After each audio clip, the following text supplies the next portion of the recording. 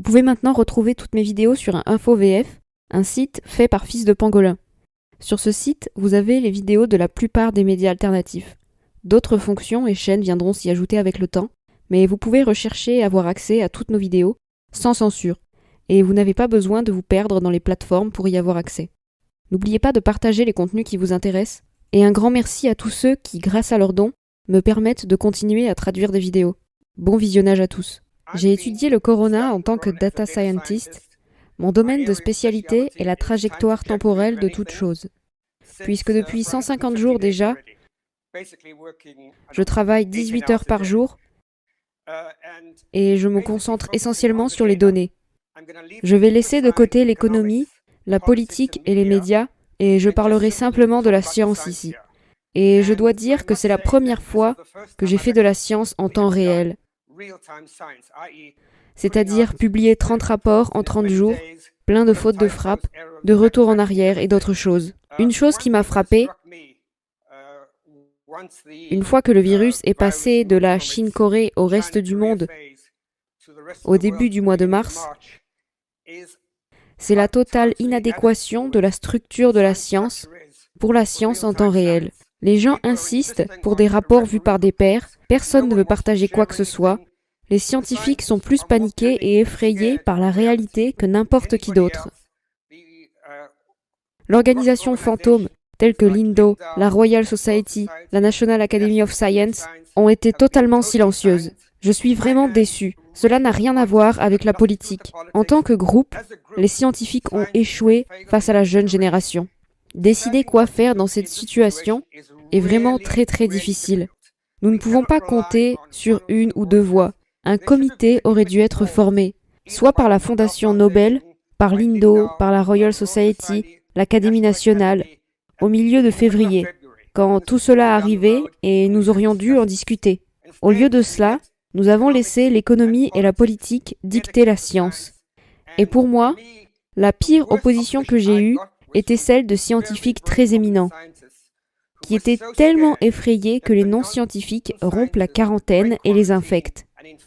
C'était la panique totale. Et l'effet est que presque toute la science que nous entendions, venant par exemple d'organisations comme l'Organisation mondiale de la santé, était fausse.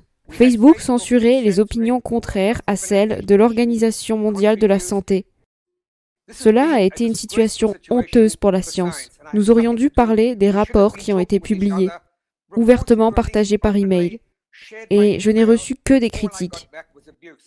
Et vous pourriez constater que tout ce que j'ai dit dans les 6 premières semaines était en fait vrai. Et pour des raisons politiques, les scientifiques ont laissé leur point de vue être corrompu. Les données indiquaient des choses très claires.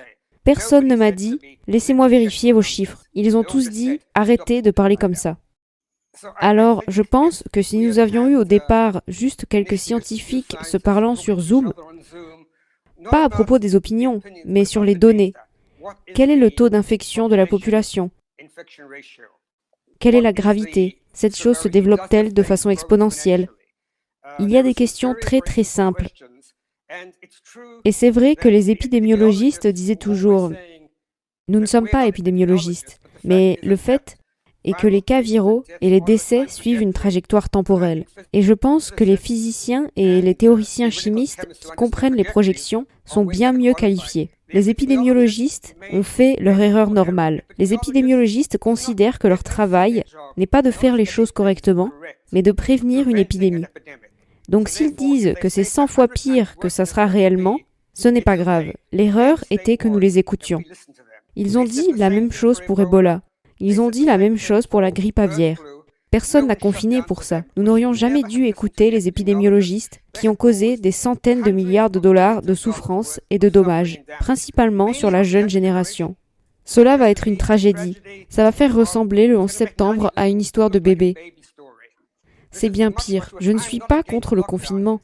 Je suis contre le confinement stupide sans considérer le tableau dans son ensemble. Et pas seulement combattre un virus qui est exactement aussi dangereux que la grippe, mais éviter également les dégâts économiques que chaque pays s'est causés, sauf la Suède. Nous avons vraiment échoué en tant que groupe. Il y a eu des gens intelligents en Suède et c'est à peu près tout. L'Allemagne est réinfectée parce qu'elle a confiné trop fortement. Le niveau de stupidité que nous observons a été incroyable. Et cela nécessite juste un peu de discussion entre personnes intelligentes.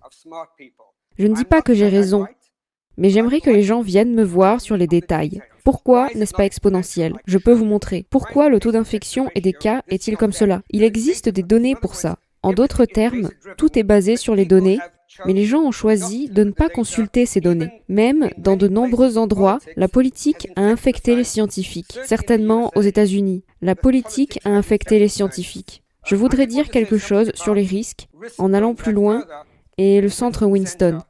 À la mi-mars, David Spiegel a également écrit un bon rapport à moyen terme en mettant en adéquation le risque de mourir du corona et le risque de mourir naturellement. Fondamentalement, il a conclu que le risque de mortalité dû au corona, en utilisant des chiffres sortant de l'Imperial College, était d'environ l'équivalent d'1 an de mort naturelle. J'ai immédiatement répondu et dit qu'il avait tort. Mon analyse a suggéré qu'il ne s'agissait pas d'1 an, mais d'1 mois de mort naturelle. J'ai donc ensuite essayé de communiquer cela à Neil Ferguson. Il a ignoré mes emails. J'ai pris contact avec le chef de la Royal Society pour finalement leur faire lire l'email et ils ont finalement dit « Non, vous vous êtes trompé, c'est 1 an ». Le fait est que 2 mois plus tard, l'excès de mortalité du corona était d'environ 3 semaines de mort naturelle. Donc le fait est que ces scientifiques ignorent ces choses-là. Le problème n'est pas seulement le manque de communication avec le public. Les scientifiques sont arrogants et refusent d'écouter les gens qui ne sont pas dans leur domaine, un peu comme un PDG d'entreprise. Les scientifiques s'en sortent sans encombre, causant des milliards de dollars de dégâts, et c'est quelque chose qui ne peut pas être autorisé à se produire. Ce n'est pas seulement l'Organisation mondiale de la santé.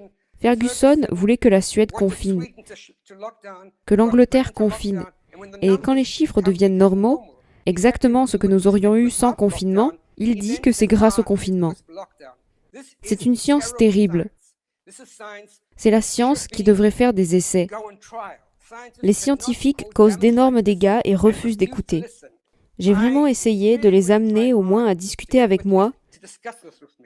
Et à la fin, j'ai dit quelque chose que je n'ai jamais dit. Peu importe, laissez-moi tranquille, continuez comme ça. Et le fait est que l'épidémiologie et la modélisation ont été une honte. Ils n'ont pas examiné les données.